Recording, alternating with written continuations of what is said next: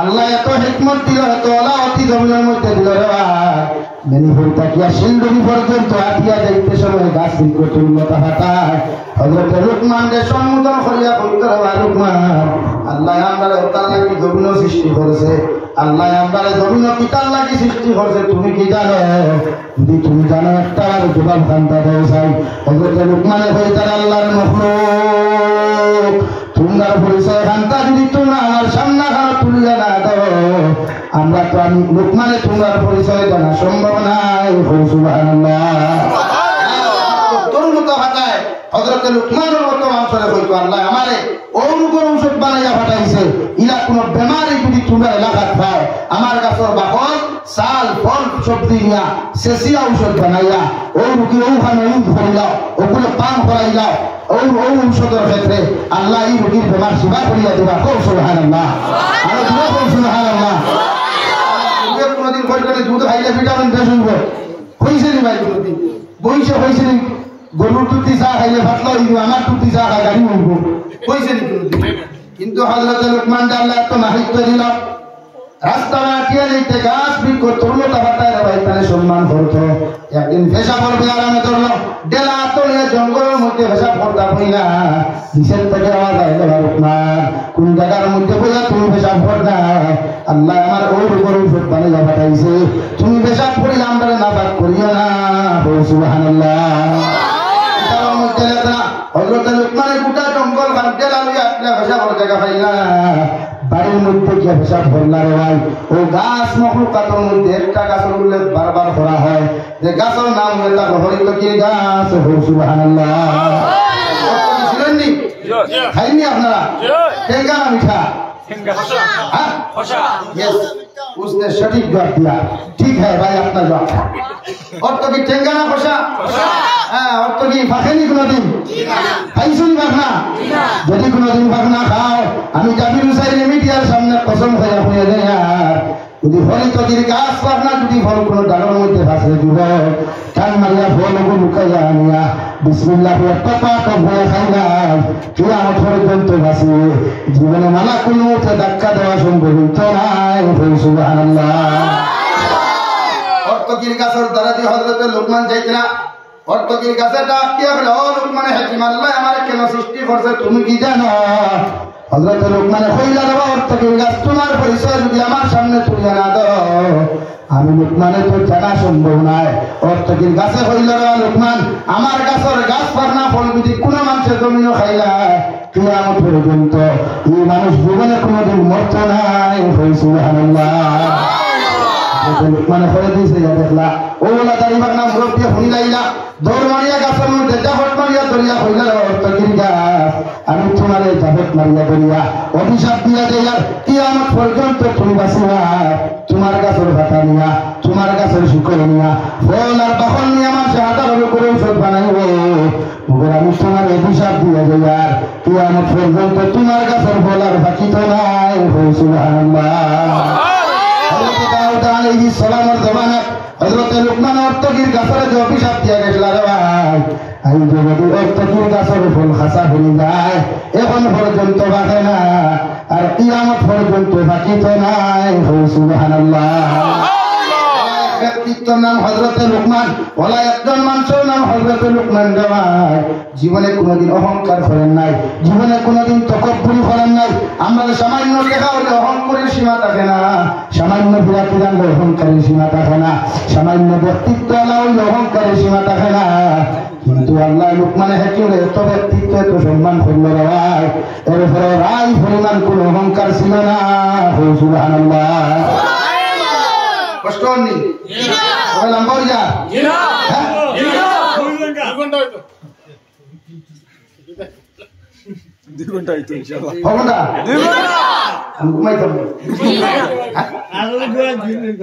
আমার দুস্থ হল আমার বুজুর্গ হল হযরত লুকমানে হাকিমে একদিন নসিহত করলাম ভাবে স্টেজে দাঁড়াইয়া হাজার হাজার মানুষের মাঝখান থেকে একটা মানুষের ডাক দিয়া হইল, লুকমান তোমার নসিহত তুমি আমার সওয়ালের জবাব যতক্ষণ পর্যন্ত দিতে পারছো না অত সময় স্টেজে দাঁড়াইয়া নসিহত হইতো নাই। লুকমান হইলার আল্লাহর গোলাম, 90 সাল হলে মানুষের তোমার চিন্তা নেই, আমিও চিন্তা জায়গা থেকে তুমি দাঁড়াইয়া সওয়াল করো ওই বেটায় কইলা লোকমান ছোটবেলা মেনি ফুরল আর একজন মানুষের লগে আমি ছাগল রাখলাম যে মানুষের না খোলা মোটা আসলো উঠলা মোটা আসলো নাচতে ওটা আসলো এই মানুষের নাম লোকমান আসলো এই মানুষওয়ালা ব্যক্তি আসলো এই মানুষওয়ালা খালুয়া আসলো খালা আসলো ওই মানুষের নাম লোকমান আর তুমি স্টেজে দাঁড়িয়ে যেই নসিহত করলা তার নাম লোকমান হোসেন ছাগল রাখনেওয়ালা বকরি রাখনেওয়ালা লোকমান আসতো নসিহত করনেওয়ালা লোকমানের মধ্যে কোনো পার্থক্য আছে কি ওই আনসারটা তোমার হাতে যায় আর সুবহানাল্লাহ লোকমানের সকল ভালো ভালো ফরমান যে আল্লাহর গোলাম ছোটবেলা যে মাঠের মধ্যে ছাগল রাখলাই যে মাঠের মধ্যে বকরি রাখলা ও মাঠের লোকমান তোমার সামনে দাঁড়াইয়া আল্লাহ আমার এদের নসিহত করার সুবহানাল্লাহ এই অহংকার ওরা তকব্বুরহীন এক মানুষ আসলা জীবনে কোনোদিন অহংকার তকব্বুর হয়েছেন না আর আমরা ভেটিয়া মোল্লার ভেটি দিয়ে মেম্বার হয়ে যায় তার সালাম দিতে দিতে মোল্লাটা হারান হয়ে যায় ঠিক নাই ভাই হ্যাঁ তিনটে হাল যদি বাইকে হাল হয় তার বাইকের সত্তর কারণে মসজিদের ইমামের নামাজ হাসি দিতে পারে ওই তিনটে হাল বাইক লইয়া এত অহংকার তকব্বুর আল্লাহ আমরা দিছে তাও দুইটা হাল সম্পর্ক না ফুরিয়ে পড়লে মেটিগুলো গড়াগড়ি ভাড়া লাগে আর গন্ডাই লাগে বলা না হযরত লুকমান আল্লাহ তো ব্যক্তিত্ব দিল রে ভাই এত সম্মান এত ইজ্জত জমিনের মধ্যে দিয়া দিল ও হযরত লুকমানের কান ফুয়ারে ডাক দিয়ে বলে বাবা ওয়া ইয ক্বালা লুকমান লিবনিহি ওয়া হুয়া ইয়াইদুহু ইয়া বুনাইয়া লা তুশরিকি বিল্লাহ ও আমার ছেলে ও আমার ফুয়া আমি বাবা তোমারে জীবিত থাকতে নসিহত করিয়ে যাই আমি বাবা তোমারে ওয়াজ করিয়ে যাই জমিনে যখন বড় হইবা সমুদ্র হইবা তোমার মাথার মধ্যে আকল থাকো অন্তরের মধ্যে বিবেকটা বুদ্ধি থাকলো আমি বাবা তোমারে ওয়াজ করিয়ে যাই যতদিন ইবাদত করো এই আল্লাহর ইবাদত করো যতদিন মাথা নত করো এই আল্লাহর সামনে তুমি মাথা নত করো অন্য কোনো জাতির সামনে মখলুকাতের সামনে তোমার মাথা তুমি নত করিও না সুবহানাল্লাহ আমি বাবা তোমারে হইয়া আল্লাহর দাসত্ব হইয়া গোলামি করিও অন্য কোনো খুদার দাসত্ব করিও না গোলামি করিও না ইন্নাশ শিরকা লাযুলমুন আযীম আমি বাবা তোমারে হইয়া যাই আর জমিনে যখন আল্লাহর সঙ্গে শরীক করিবি বা খেরের তুমি জমিনের মধ্যে শরীক করে আল্লাহর মতো খেরের দাম দিবাই আল্লাহর মতো খেরের ইজ্জত করে দিবাই তুমি জমিনে মুশরিক হয়ে দিবাই দুনিয়ার সবচাইতে বড় জুলুম খালি তুমি হইবাই সবচাইতে বড় অন্যায় খালি তুমি হইবাই আর শিরিক করনেওয়ালা মানুষের আল্লাহ কোনোদিন না দেয় না হয় না এত সুন্দর ওয়াজ এত সুন্দর নসিহত বাবা যখন ছেলের জমিনের মধ্যে করলা রে ভাই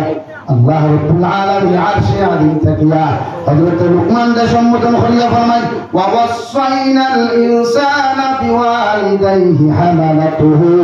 উম্মুহু ওয়াহানান আলা ওয়াহানি ওয়া ফিসালুহু ফি আমাইনি আন ইশকুর লি ওয়া লিওয়ালিদাইক ও লুকমানের ছেলে ও লুকমানের বেটা তোমার বাবার দায়িত্ব আসলো আমি আল্লাহর সিনাইয়া দেব আল্লাহর পরিচয় তুলিয়া ধরা তোমার বাবা সেই দায়িত্ব জমির মধ্যে আদায় করিয়া গেছে এখন আমি আল্লাহর দায়িত্ব তোমার বাবার লগে কেমন আচরণ করতা মায়ের লগে তুমি কেমন আচরণ করতা আমি আল্লাহ তোমার নসিহত করিয়া ওয়া ওয়াসাইনাল ইনসানা বিওয়ালিদাইহি হামালাতুহু উম্মুহু ওয়াহানান আলা ওয়াহানিন ও লুকমানের ছেলে তোমার বাবা আর তোমার মা তোমার 10 মাস 10 দিন গর্ভধারণ করিয়া পেটের মধ্যে লইয়া হস্তর পর হস্ত করিয়া তোমার বাবা আর মায়ের তোমার জমিনে লালন পালন করছে কারণ তোমার মা তোমার 2 বছর পর্যন্ত হস্তর পর হস্ত করিয়া বাইরে নানা বছর সেবা করিয়া তোমার তান স্তনের বস্তু সেবা করে করছে আমি আল্লাহ তোমার হইয়া তোমার ইমান লগে ইলা কোনো আচরণ করিও না তোমার বাবার লগে ইলা কোনো আচরণ করিও না যে বাবা জমিনের মধ্যে নারাজ হয়ে যায় যে মা জমিনের মধ্যে কষ্ট পাই না আমি আল্লাহ তোমার হইয়া দিয়ার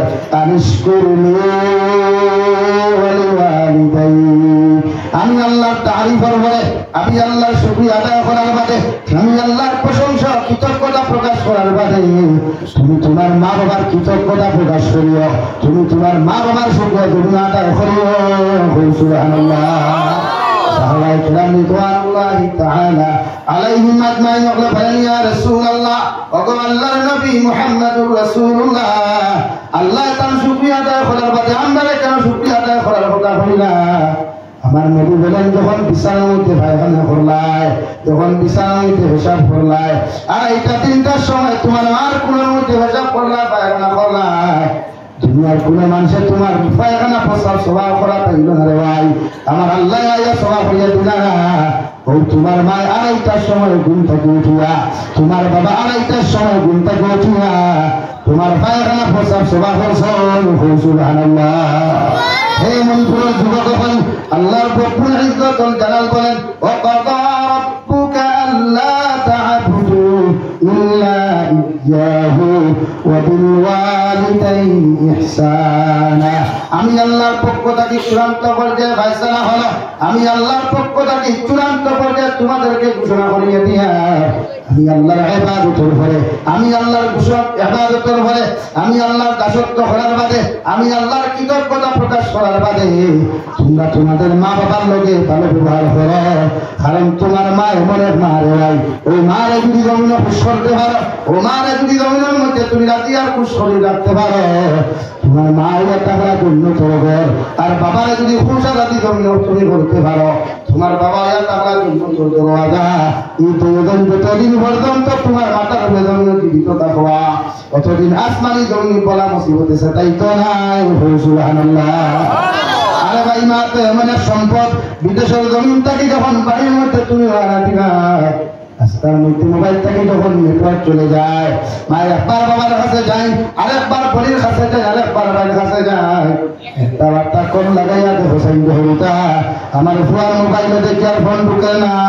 যতক্ষণ পর্যন্ত মা কেমন তোমার লোকে কথা বলছেন না রে ভাই অত সময় পর্যন্ত আমার মা বিছানা ঘুমাই না ঠিক না এমন একজন মার ভাই আল্লাহ দিলা যে মারে হাজারো গালি দেওয়ার পরে হাজারো কষ্ট দেওয়ার পরেও আমার কলিজার টুকরা মা জেনে নিয়ে একটা বার আল্লাহর আদালতের মধ্যে বদুয়া দেন না বরং গো কথা বলেন আল্লাহ আমার ভাই আমার যত কষ্ট যত সাদা যত ধরনের নির্যাতন হয় আমি মা আমার ফুয়ার লাগি দোয়া করি আর আমি বাবা আমার মেয়ের লাগি দোয়া করি আর দুনিয়া খেলাতে দুটোবাদে আসুদ্ধা করিও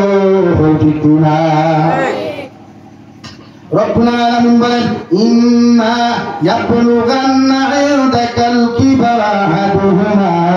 আও কিলাহুমা তুমি যখন বাড়ি হই দিবা তুমি যখন বড় হইবা তোমার হাড়ি বড় হইব তোমার মাংস শরীর বড় হইব চামড়া বড় হইব দিয়া তুমি বুঝতার জমিন হইবা তোমার মা বৃদ্ধ হইবা বাবা বৃদ্ধ হইবা তোমার মায়ের জবান একটু টেঙ্গ হইব বৃদ্ধ হইলে তোমার বাবার জবান একটু টেঙ্গ হইব বৃদ্ধ হওয়ার ফলে কারণ নয় মুরব্বী হল সিল্লক কই আম পাকিলে মিঠা আর মানুষ পাকিলে ঠেঙ্গা হইবি কিনা আমি আল্লাহ কইয়ার ইম্মা ইয়াবলুগান্না ইনদাকাল কিবারা আহাদুহুমা আও কিলাহুমা ফালা তাকুল লাহুমা তোমার মা বৃদ্ধ হওয়ার পরে তোমার বাবা বৃদ্ধ হওয়ার পরে তখন যদি টেঙ্গা হইয়া তোমার লগে ইলা কোনো পড়া ভাষা ব্যবহার করো ইলা কোনো কষ্টদায়ক ব্যবহার করি নাই আমি আল্লাহ তোমার হইয়া উফিউ ওয়ালা তানহারুমা তোমার মান লগে ইলা করুন তুমি বলে শব্দ ব্যবহার করিও না ইলা এহানতিমূলক ইলা কষ্টদায়ক ব্যবহার তোমার মান লগে তুমি করিও না আর একটা বার তুমি চিন্তা করিও ছোটবেলা যখন রাত্রে 12টার সময় বিছানা পায়খানা করবা দুনিয়ার কোন মানুষের তোমার পায়খানা শোয়া করাতে দিত না রে ভাই আমার মা এত বিপুল টাকার পরে আমার মা আমার পায়খানা শোয়া করতে সময় ঠান্ডা পানি লাগাইলে আমার কথা বুঝিব মনে করিয়া পাক করার মধ্যে লাকড়ি দিয়া ছিল আগুন গরম করিয়া ওই গরম পানি দিয়ে আমার পরিষ্কার করাইছেন হইবে কিনা আমি আল্লাহ কইয়া তুমি যখন ছোট আসলা না পানি কাটলা কত কমিউনিটি করলা কত ইত্যাদি করলা তোমার বাবা তোমার খাটাইতে খাটাইতে বাড়ির থেকে বার করিয়া দিয়া তোমার বাবা তোমার হইতে আমার বাড়ির তোর জায়গা নাই খালি নাই ওবার আমার হরিণজার টুকরা মা জননিয়ে পাক করার সামনের বিছানার দরজা খুলিয়া হইতারে দাদু তোর বাবা বাজারের মধ্যে গেছেন দিয়া আমি মা চলে ভাইয়া আয় সামান্য খানি খাইয়া যা তোর বাপে বুঝতা নাই হইতে কিনা ও আমি আল্লাহ কইয়া ইম্মা ইয়াবলুগান্না ইনদাকাল কিবারা আহাদুহুমা আও كلاهما فلا تقل لهما أف ولا تنهرهما তোমার মার ব্যবহার শুনিয়া তুমি কষ্ট হইও না, তোমার বাবার ব্যবহার হইয়া তুমি কষ্ট হইও না, বরং কথা অন্য হইয়া সবল করিল। কারণ ছোটবেলা মারে কত লাগতাইলাম, বাবারে কত লাগতাইলাম, কত বাতর দিইটা মারলাম ইতর খবর না দেওয়ার কারণে ইতর দিন আমার পাতে বাবা সিরা গুটা লইয়া ইতর নমাজও গেলা, সিটা পাঞ্জাবি লাগে ইতর নমাজও গেলা রে ভাই। আমি সেটা কি হইতো আপনি সত্তর ভাই, তুমি তো দিনে তো সিরা কাপড় লাগে কোন কারণে ইতর নমাজও দাঁড়ে তোর কি ঠেকা নাই কাপড় লইবে না। অথচ আমার মা হয়তো আমার স্বামী একটা নয়া কাপড় লইলা, আমার বাবা আমার সুন্দর করে জবাব দিতেছে, আমার ফুয়া যখন ইতর সুন্দর দিন সুন্দর কাপড় লাগাইয়া আমার লগে ইতর নমাজে যাইব, আমি বাবার এক চাইতে খুশির সীমা থাকতো নাই, হইতো না। আমি আল্লাহ কইয়া ও ছোটবেলা কোন কালকে রাখলা পছন্দ তুমি মনে করিয়া তোমার বাবার লগে বড় ব্যবহার হয় তুমি করো, তোমার মার লগে বড় ব্যবহার করো। ওয়াকুল্লাহুমা কাওলান কারীমা, নরম নরম ব্যবহার করো, নরম নরম কথাবার্তা করো। কারণ মা জমিনের মধ্যে খুশি থাকলে জন্য তো যাই ভাই, বাবা খুশি থাকলে জন্য তো যাই ভাই। আল্লাহর নবী সাহাবীর নবী কি হলো সাহাবায়ে কেরাম হল, কোন মানুষের যদি তোমার মা বাবার মুখে দিয়ে একবার মুস্কি হাসি দিয়া তাকায়, আল্লাহ তোমার একটা মকবুল হজর সওয়াব দান করবা। সুবহানাল্লাহ। সাহাবায়ে কেরাম রিদওয়ানুল্লাহি তাআলা আলাইহিম আজমাইন বলে আরো ফরিয়া বলেন ইয়া রাসূলুল্লাহ, ওগো আল্লাহর নবী, কোন সন্তান যদি জমিনের মধ্যে শিয়ান হয়ে যায়, ও সন্তানটা যদি তার মা বাবার মুখে দিয়া মুস্কি হাসি দিয়া যদি 60 টাকা টাকাই নেয়, আল্লাহ কি তার 60টা মকবুল হজর সওয়াব দিবা। আমার নবী বলেন সাহাবায়ে কেরাম বলেন আমি নবী হইয়া 7 বার কেন 70 বার যদি কোন সাহাবী কোন আওলাদে তার মা বাবার মুখে দিয়ে মুস্কি হাসি দিয়া তাকায়, আল্লাহ তার 70টা মকবুল হজর সওয়াব দিবা। সুবহানাল্লাহ। আরে ভাই হযরত নবী মুসা কত গরম এক নবী, কত জলিলুল কদর এক নবী মুসা। ও নবী মুসা আলাইহিস সালাম আল্লাহর আদালত দেওয়ার লগে লগে আল্লাহ আরশে আজিম থেকে ধমক দিয়া নবী মুসা আলাইহিস সালাম আজকে তাকে আর বেটা করে ফেলবো না, উল্টা পাল্টা ফেলবো না, আমি আল্লাহ আমার রহমত থেকে তোমার বঞ্চিত করবো। আলহামদুলিল্লাহ। নবী মুসা ফরমান আল্লাহ এতদিন তোমার কৃপা রহিয়া তাই না, কত উল্টা পাল্টা করলাম, কত কিন্তু তোমার লগে করলাম রে দয়াল, একটা দিনও তুমি তমক দিলা না, একটা দিনও তুমি কুদাম দিলা না। আজকে তোমার কাছে কিনো বিক্ষু করলাম না, উল্টা পাল্টা না করার পর কেন এত তমক কেনতে দেয়। আমার আল্লাহ লগে লগে জবাব দিল নবী মুসা আলাইহিস সালাম, এত দিন তুমি ঘর থেকে বাইরে যখন আইতাই, তোমার কলিজার টুকরা মা যখন নিজের মধ্যে জীবিত আসলা, তোমার মা তোমার আমার হাওলা করিয়া দিয়া আমার আদালতের মধ্যে হাত তুলে মারিয়া হইল, গো আল্লাহ আমার নবী মুসা গোটা বড় পাগল গুল মাথা বড় দবর কর, যদি সামান্য উল্টা পাল্টা হইলায় আপনি আল্লাহ তোমার রহমতটাকে তুমি বঞ্চিত করিয়া দিও না।